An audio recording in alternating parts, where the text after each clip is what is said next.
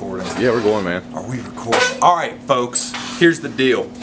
So there's a lot of content out there about a Hinkle trout, and I wanted to do just kind of a more in-depth deal of one, what I do with my Hinkle trout that's so different, and two, just kind of encompass everything and do a little unboxing all the way to finished product. Now, some of y'all are like, man, I've been on your wait list for a while, and your boy's got 1, 2, and 3 right here.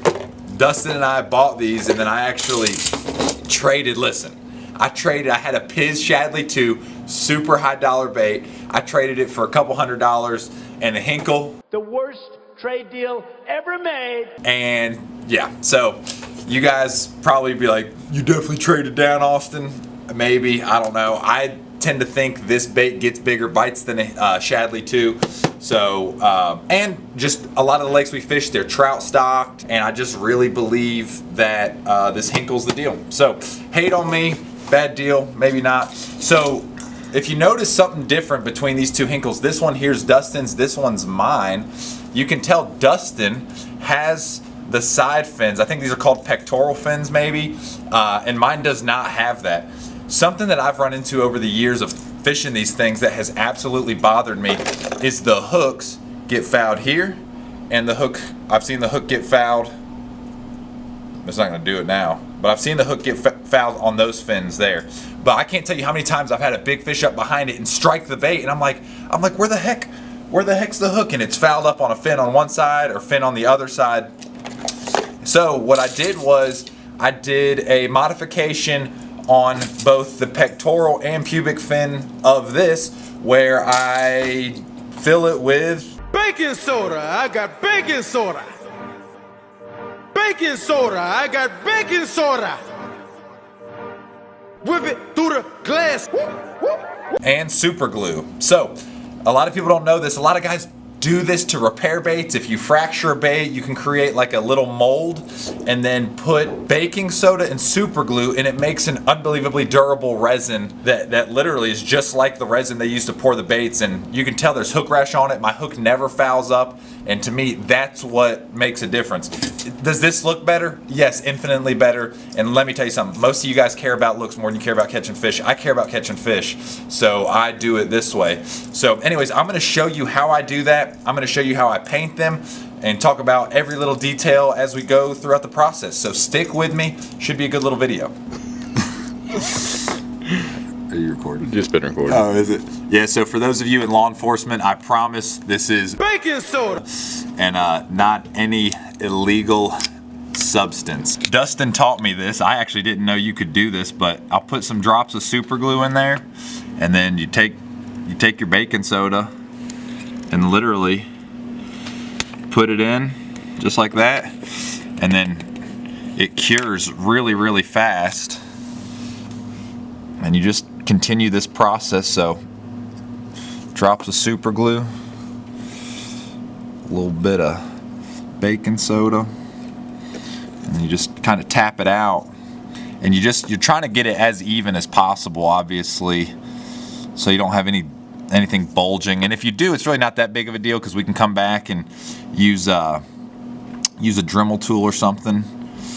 But now you can tell that hole's already filled all the way in, and I'm telling you, I mean, it is solid. So if you can see that, I mean, that hole's filled all the way in. It's super solid. Yeah, that's good now. So yeah, it's bulging a little bit, but we're gonna come back and we'll come back and sand that deal. So yeah, that's how you do it. Pretty simple. And I'm talking about it feels like the resin. It is hard as a rock. So we'll do it with the other side too. Gotta cut this dang baking soda into fine lines. Make sure we got enough resin going into each crevice. That's right, Dad, grab a straw. Did we get a Loctite endorsement? Loctite on there too? That's right, Loctite sponsor us. See you guys.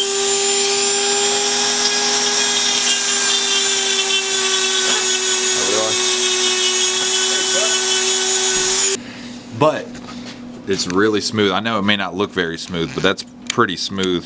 right there, and I won't even say pretty smooth enough. It's way smoother than that one, and that one swims amazing. So gonna do this, the last one I got to do. You can tell it's kind of bulging. You can tell this one's not even bulging anymore. It's just real smooth all the way around. But that's the last one, and then we'll start prepping her for paint. All right, so I have it base coated with some Createx paint, nothing fancy, and then I added pearlized white right there and silver. So mix those two together. So it's got a real nice silvery pearl base, just like any really stocker rainbow trout has. We're gonna add some pink on the cheeks, a little bit of pink purple mix on the lateral line, kind of a green brown back, and yeah, she'll pretty much be rocking and rolling from there. So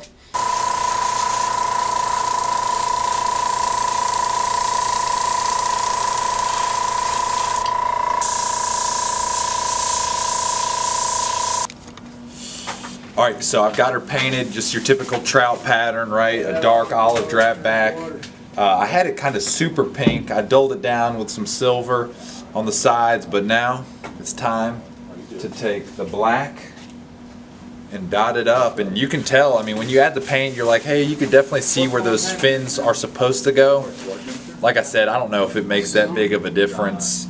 It definitely helps it definitely helps with your treble hooks not fouling up. So anyways, we're just gonna dot it up now, and then Dustin's gonna show me how to, of course I told Dustin he's not allowed to touch it, but Dustin has to show me how to apply the epoxy to seal it.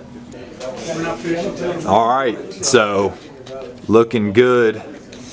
Dustin put epoxy on the eye, did a little clear coat on it, so looking really clean. You funny, but I ain't doing it on camera.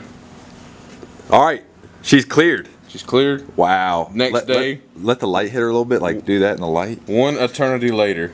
Oh my gosh. I would say let's go outside, but it's kind of It's kind of cloudy out. I'll simulate the sun. Oh boy. Looking like a trucha. Did you talk about epoxy in the eyes? Oh yeah, so we epoxy the eyes instead of super gluing.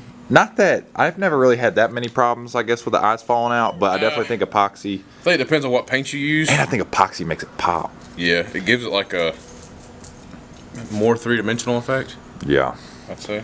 Well, cool. Now it's time to glue on the fins. Obviously, not the fins glue 'em that right we, yeah, not gluing them there or right there, but gonna glue on the tail, the back fins, and so forth. So stick with us. All right, she's done. She's finned up. Oh, she's missing those two fins. What the heck? Psych, I'm kidding. She's supposed to be missing those. I think that thing looks absolutely great. And yeah, we're gonna catch some biggins on it. So that was from new out of the box all the way to the little fin modification, painting, putting the fins on. Now we just put the hooks on when we go fishing. I might not though. I think they're gonna eat it so good they might just choke it, and I'll reel them in just with the pressure of their bite. Love it. Oh, Big Mike over there. What are you doing? Tell you what's wrong with it. They got no hooks on it. They got no hooks on it. Hey, this is my catfishing lure.